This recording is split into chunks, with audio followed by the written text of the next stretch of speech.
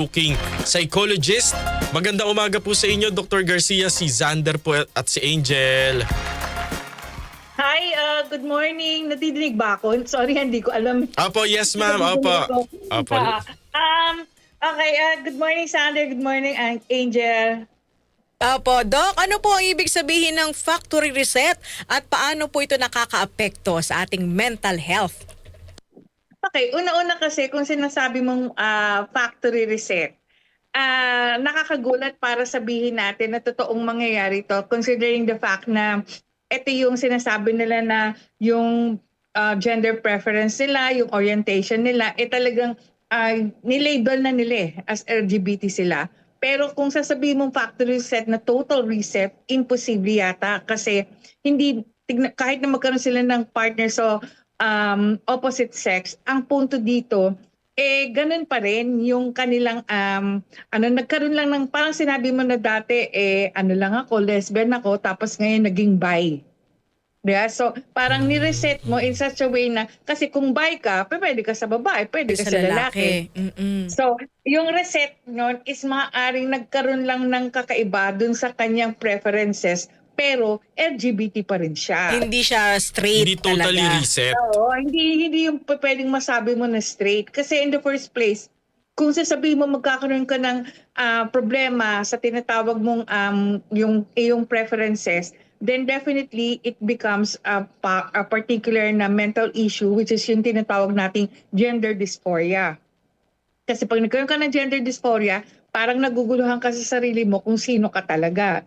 Mas mahirap yung ganun kung meron kang gender dysphoria. Ngayon, kung sinasabi mo naman na ikaw ay naging trans, usually pag nagkakaroon talaga ng panel para i-handle ang isang tao na magkakaroon ng sex change, talagang sinasabi talaga na ito yung tinatawag nating ego dystonic. Ibig sabihin, ayaw niya talaga kung ano yung nandun sa kanyang katawan kaya pinapalitan niya. So kung ganun ang mangyayari, definitely, ibig sabihin yung kanyang pag-iisip at lahat yung kanya from utak to pag-iisip, naiisip niya, nakakaiba siya at hindi nire-reject niya kung ano yung meron sa katawan niya. So bakit mo sasabihin na factory reset yun? Ang hirap na hindi na pa pwedeng mapalitan yung ibinago mo sa katawan mo. Opo. Pwede ho ba na straight pala siya talaga? Tapos parang naging face lang po sa buhay niya na parang na-attract siya sa same sex. And then eventually, babalik siya dun sa parang original default. Yung mga term natin, reset, default, ganun. Oo. Okay.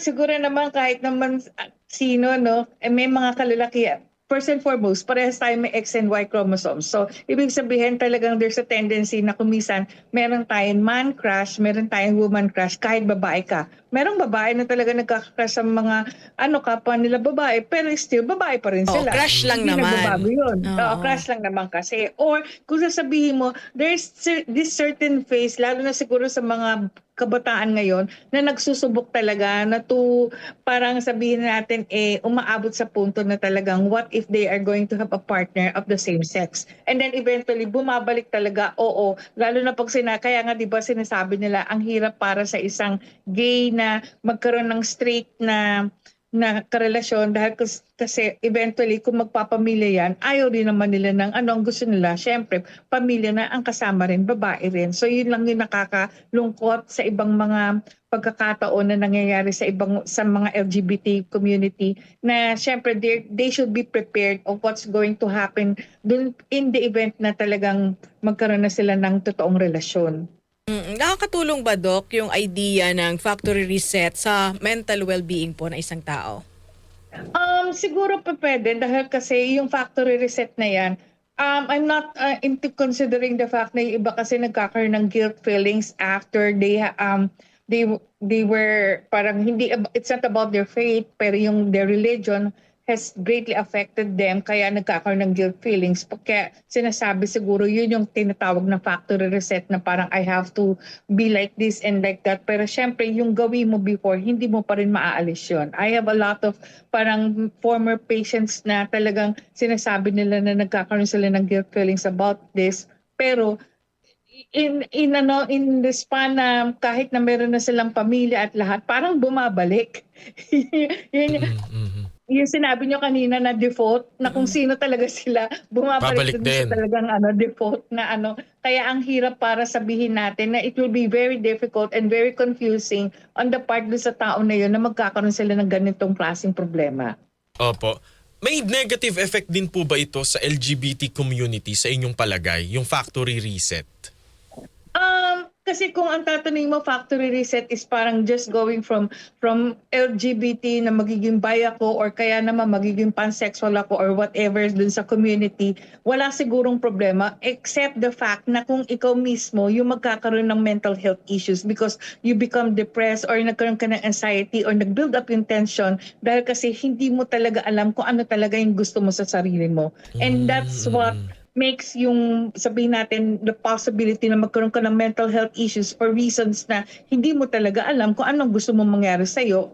Basically, when you talk of factory reset, it's just yung purpose na talagang makita mo lang kung ano talaga yung gusto mong preferences. And alam mo yung orientation mo ever since So bakit kinakailangan magkakaroon pa ng factory reset na iibahin mo na magiging non-binary to binary or binary to non-binary na sinasabi.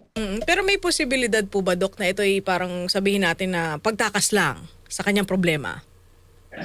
Possible. Merong pagkakataon kasi na hindi mo, syempre kung nagkaroon ka ng nagkaroon ng suppression, na yung hindi mo talaga alam kung ano yung identity mo before and then parang ito yung gusto mong takasan dahil kasi a lot of people, siguro lalo na sa ating mga Pilipino, meron pa rin talagang pagkakataon na hindi nila mai-out yung sarili nila. So talaga ang tendency sometimes yung talagang default na supposed to be kung sino talaga sila, hindi nagkakaroon ng pagkakataon na may expression. So once na siguro pag na-express nila, doon na sasabihin natin, ay, may factory reset talaga. Na-push yung button na i-reset talaga para malaman kung sino talaga sila. Baka meron hong gumagawa nito para lamang po sa views o yung sa For mga the like lang o content. makapag-content lang. Sana wag naman nilang gawin na yun ang dahil kasi makakagulo to sa LGBT community na parang pwede ba yun?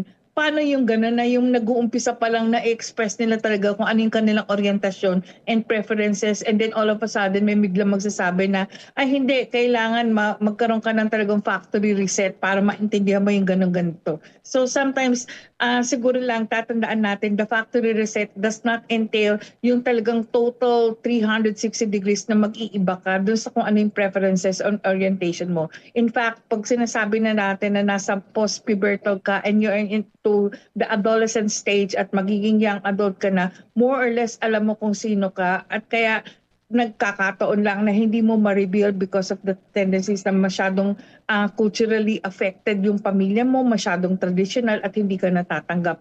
One thing, kung natatanggap mo yung sarili mo kung sino ka, then I guess hindi ka magkakaroon ng mental health issues or yung tinatawag nating gender dysphoria para maintindihan mo kung saan ka talaga dapat nakalugar. Opo. Salamat po, Dr. Garcia. Meron lang po akong pahabol na tanong bagamat ibang paksa po at nasa inyo na po kung masasagot po natin. No? Sige. Bilang family counselor po no, at psychologist din at isang doktor, yung hindi ko po alam kung nabalitaan po ninyo yung policewoman na pinatay at pati po yung kanyang 8-year-old na anak. Yun ho kasing ex-husband na inaresto po para imbestigahan, hindi raw po siya nakitaan ng remorse. O hindi, nagsisisi. kumbaga po nung nabalitaan niya raw na pinatay yung kanyang may bahay at anak, although hiwalay na sila ng 3 taon, hindi raw po nakitaan na umiyak. At kaya raw po siya pinagbibintangan ngayon na baka raw mastermind.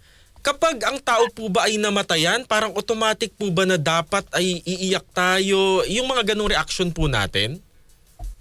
Basically, di ba, pag tinatanong nila, syempre, it doesn't entail na talagang necessarily sobrang iyak. Pero yung pagkakaroon ng sinabi mo na walang remorse, that's another story. There's a possibility na this person is a sociopath, wala siyang guilt feelings, at saka hindi yung talagang baka mamaya, oo, hindi siya yung mastermind, pero parang sa kanya, it's a way para sabihin na, ay, nakahinga na ako, wala na akong problema, parang yung ganon.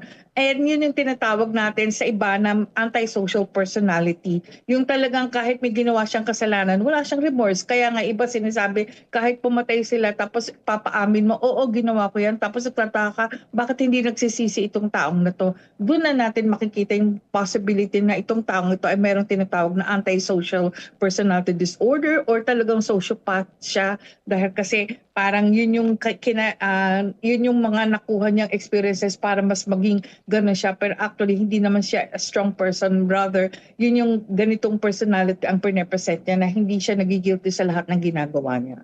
Pero hindi po ito batayan para sabihin siya po ay guilty. Parang ganun po.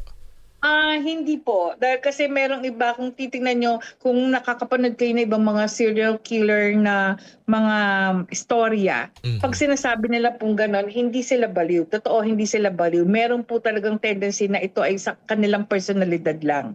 So talagang maaaring siguro ang maganda dito is ma-assess din siya properly para sa ganon makita kung talagang ever since meron siyang talagang personality disorder, narcissistic ba siya, or kaya naman antisocial siya, which can lead yung possibility kung bakit naghiwalay sila mag-asawa. Yun po yung mga possibilities na pwedeng ma-assess para maintindihan na not all the time ang isang tao can be considered or you can be convinced na siya yung magiging mastermind because wala lang siyang remorse. Dr. Camille Garcia, napakahusay po ninyong magpaliwanag. Totoo yan. Salamat po ng Maraming marami, salamat ma'am, ha. po. Huwag kayong Thank you so magsasawa. much po. Most welcome. Sa uulitin, basta kaya kong sagutin, Sander. Thank you Opo. so much.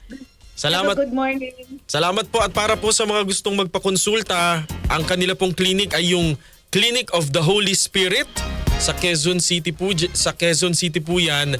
Pwede po nyo i-search sa Facebook po ninyo.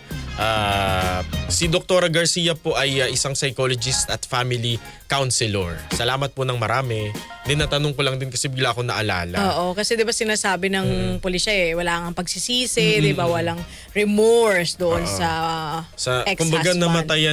namatayan siya pero parang wala Kung lang. wala makita na nalulungkot, naiiyak. Oo. Kasi 'di ba ang normal na tao kapag namatayan, lalo na kung asawa mo. Pero baka kasi nga may mga ganong tao na hindi Showy. Oo, yung Hindi talaga expressive.